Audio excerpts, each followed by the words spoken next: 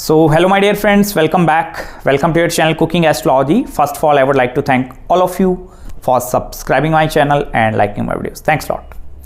So let's continue our journey, our discussion of Malefic and Benefic axis in Vedic astrology. And in this particular video, let's try to understand planets that are posited in the 3rd house and 9th house of your astrological birth chart, and what are the kind of ancestral karmas that are linked with 3rd and 9th axis. I've already covered the first two videos where I've discussed regarding 1st and 7th axis and 2nd and 8th axis. In this video, let's try to decode the mystery behind planets posited in the 3rd and 9th house. Here I'm not talking about the lords of the 3rd house and 9th house. I'm only discussing with regards to planets that are posited in 3rd and 9th axis.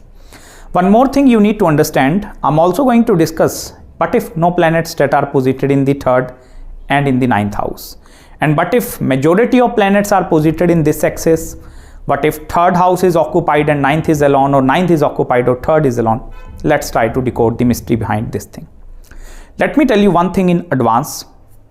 9th house in Vedic astrology is one of the most important houses because this is the trine house and this is the house of your bhagya, fortune, or the luck factor in your life is also seen through the 9th house. This is also the house of your gurus. If you want to see any kind of ancestral blessings in your life, directly pay attention towards the 9th house. Or even I will tell you, if suppose the planets that are posited in 9th house, they are not in very good dignity. Suppose some planets that are debilitated over there. It may be malefic or it may be benefic. That planets still have the capability to give you good results. Even the planets that are posited in the 3rd house, 3rd house is actually the house of your willpower, courage, enthusiasm which is present inside you. This is your risk-taking abilities. So usually malefics perform extremely well in the 3rd house. And on the other hand, if 3rd house is occupied by benefics, it means there is going to be less hard work and expectations are going to be more. If suppose in the 3rd house, there are more malefics and more benefics over there. For example, Sun is in conjunction with Mercury in the 3rd house. I will tell you one thing, malefics in the 3rd house is the representation of a thrive or a thrust which is present inside you. So if malefics are over there, it means you are going to thrive. You need to practice hard, you need to work hard, you are a complete hard worker. If some benefic is over there, it means blessings are also coming with that benefic planets. So you are going to put your efforts and you are going to receive the results on the immediate basis. But for example, in the 3rd and 9th axis, if this is with Rahu and Ketu, or let us discuss some different scenarios in this video later on. If suppose Ketu is in the 3rd and Rahu is in the 9th house, what is going to happen? Ketu is actually a karka or significator of mental confusion. Although you are going to put forth your efforts because Ketu is a malefic planet, but that is going to be directionless efforts. Because Ketu have no sense in which area or in which direction I need to put forth my efforts. Even the planets that are in conjunction with Ketu in the 3rd house, suppose Ketu is with Mars, Ketu is with Shukra, Venus or some other planet, so it shows the difficulties in that areas of your life as well. So there is always going to be mental confusion behind all that activities. And on the other hand, Rahu in the 9th house is going to be wonderful with regards to foreign travel, settlement, and even Rahu in the 9th house have the ability to bring a lot of source of income after marriage. I will tell you 9th house in Vedic astrology is actually a very interesting house, and which I have also find by studying over the thousands of charts. The planets that are posited in the 9th house have the ability to give you good amount of results. No matter even if the planet is debilitated. For example, suppose Mars is debilitated over there, still Mars have the ability to give you good results. If some other planet, suppose Saturn is debilitated over there, Venus is debilitated over there, still planets in the 9th house have the ability to give results because of their significance. For example, Venus debilitated in the 9th house, that is the representation of your wife. Venus is a representation of your marriage. So it means money, wealth is surely flowing towards you immediately after marriage. Mars is a significant of land, real estate, property. So that is also going to be destined. So you need to understand one more thing. Dignity in the 9th house is not going to play a very important role, but there need to be some planets that are posited in the 9th house. Even the planets like Sun and Moon, if they are occupied your 9th house, then this is going to be problematic thing.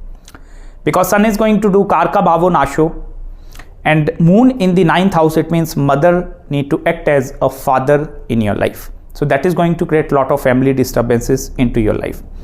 Even with Sun and Moon in the 9th house, this is going to be the pure representation of some pending karmas that are associated with your ancestors. And these are the kind of karmas which you are going to feel during your marriage. At the time of getting married, you are going to feel all that karmas. If Sun is over there, it means life is dictated only by father. If Moon is over there, it means married life is dictated with the help of mother. If cluster of planets that are posited in the 9th house, then this is going to take towards the entrepreneurial realm with the support of malefics in the 3rd house. Now let's take the scenario where no planets are sitting in the 3rd and 9th house. Although they are going to have their lordship, 3rd house lord and 9th house lord, but suppose there is no any planet that is putting pressure over these houses, 3rd and the 9th house, then what is going to happen? No planets in these houses is going to create a very constant life. There is not going to be sudden ups, sudden down. There is not going to be much hard work, much efforts, and even there are not going to be much failures that are associated with your life. On the other hand, if there are more planets in the 3rd house, for example, 3, 4, 5 planets are posited over there, or cluster of planets, suppose 2 malefics, 1 benefic, maybe with Sun, Venus, Mercury, or maybe Saturn is in conjunction with Mars over there, with Venus also. Then what is going to happen? The significance of these planets have the ability to bring a good amount of results, but after a lot of hard work. If 9th house is emptied in your chart, no planets in the 9th house, and majority of planets, they are going towards the 3rd house, what is going to happen? You are going to put forth a lot of efforts in different directions. I told you Ketu in the 3rd house is going to create that distracted amount of hard work. In the similar manner, more cluster of planets in the 3rd house is also going to be a distracting thing. It becomes extremely difficult for you to find the purpose of your life, or this is the kind of position where you tend to feel sometime lost, completely lost in your life. Because if more malefics or even the more benefics that are occupying your 3rd house, it means you are putting efforts in all that areas. Suppose Mars is over there, Ketu is over there, Venus is over there, Sun is over there. So you are going to put forth, or your energy is actually diversified into different sides. Then it becomes very difficult for you to get back on the same track once again. So it is very important for you to have balance of planets in these houses.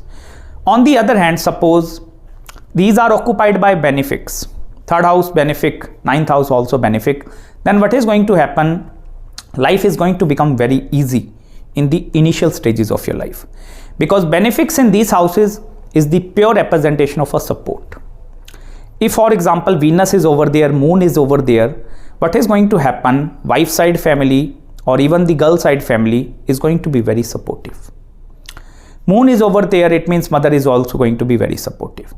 In the initial stages, benefics in these houses have the ability to give you good results, but in the longer duration of time, after the age of 35, benefics usually don't even perform even well in the 9th house. If there are malefics in the 9th house, yes, they still have the ability to perform good in the longer duration of time. But benefic in these houses, in the initial stages, you are going to receive blessings, and in the later stages, this is going to become very complicated. If suppose they are occupied by malefics, 3rd house Saturn, it means you are going to do everything with your own efforts. You are going to enjoy, or even you are going to enjoy only the results of your own hard work. And if suppose there is malefic that is also in the 9th house, I will tell you, you are destined to become rich because of that planet.